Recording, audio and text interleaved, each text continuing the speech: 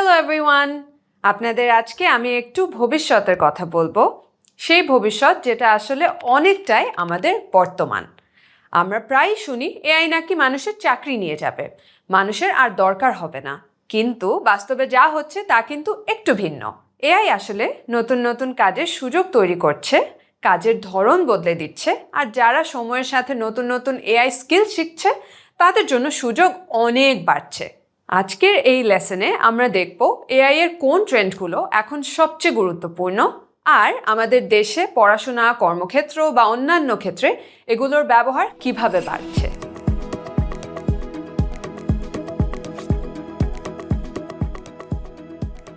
AI এর একটি বড় ব্যবহার হলো আগের ডেটা দেখে এআই এর নিজে নিজে সিদ্ধান্ত নেওয়ার ক্ষমতা। এখানে একটি কনসেপ্ট হচ্ছে মেশিন লার্নিং। বাংলাদেশে এর ব্যবহার আমরা ইতিমধ্যে দেখেছি। যেমন কিছু শিক্ষামূলক প্ল্যাটফর্ম যেমন শিখো শিক্ষার্থীর টেস্ট পারফরমেন্স দেখে বলে দেয় কে কোন টপিকে দুর্বল এবং কার কোন লার্নিং কন্টেন্টগুলো দেখা উচিত। কিছু ফুড ডেলিভারি অ্যাপ বা রাইড শেয়ারিং অ্যাপে ব্যবহারকারীর আগের আচরণ দেখে সাজেস্ট করে কোন সময়ে বা কোন প্রোডাক্টটি ইউজারের প্রয়োজন। দেখছেন, অলরেডি কিন্তু আমরা এআই ড্রিভেন সার্ভিসেস নিজেদের অজান্তেই ব্যবহার করছি।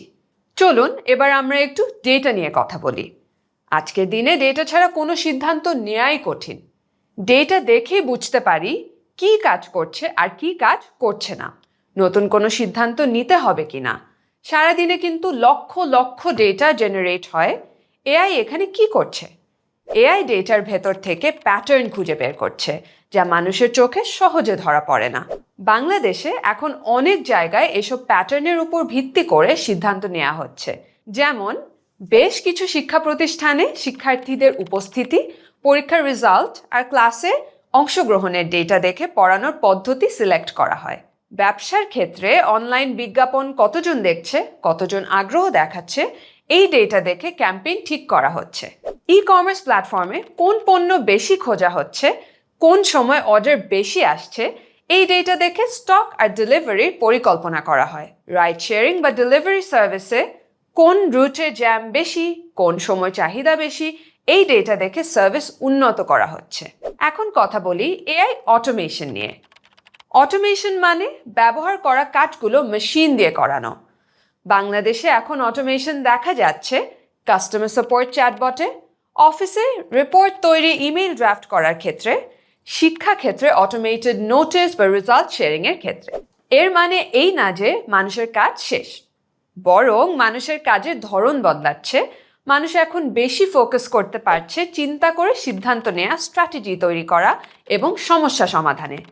এআই প্রতিদিনের সেই সকল রুটিন কাজ সামলাচ্ছে যেগুলো করার জন্য মানুষের বুদ্ধির অতটা প্রয়োজন নেই, আর মানুষ সুযোগ পাচ্ছে নতুন আইডিয়াস, ইনোভেশন ইত্যাদি ভ্যালু অ্যাডেড কাজ করার জন্য। এই ট্রেন্ডগুলো থেকে একটা জিনিস পরিষ্কার, এআই জানাটা এখন আর কোনো অপশনাল স্কিল নয়। আপনি যদি ছাত্র হন, এআই আপনার শেখার গতি বাড়াতে পারে। আপনি যদি চাকরিজীবী হন, এআই আপনার কাজ করা আরও দ্রুত এবং নিখুঁত করতে পারে। আর যদি উদ্যোক্তা হন, এআই আপনাকে ব্যবসাতে ভালো ডিসিশন এবং সমস্যা সমাধানে সাহায্য করতে পারে। তার মানে এখন একটি গুরুত্বপূর্ণ স্কিল হলো এআই ব্যবহার করে কাজ করা শিখে নেয়া। শুরুতেই বলেছিলাম এআই ভবিষ্যতের কোনো বিষয় না, এটা আমাদের বর্তমানেরই অংশ। আমার মনে হয় আমরা এটা অলরেডি বুঝে ফেলেছি। পরের লেসনে আমরা দেখব কিভাবে এআই আমাদের ক্যারিয়ারে এবং নতুন স্কিল শিখতে সাহায্য করতে পারে। তাহলে চলুন দেখা হবে পরের লেসনে।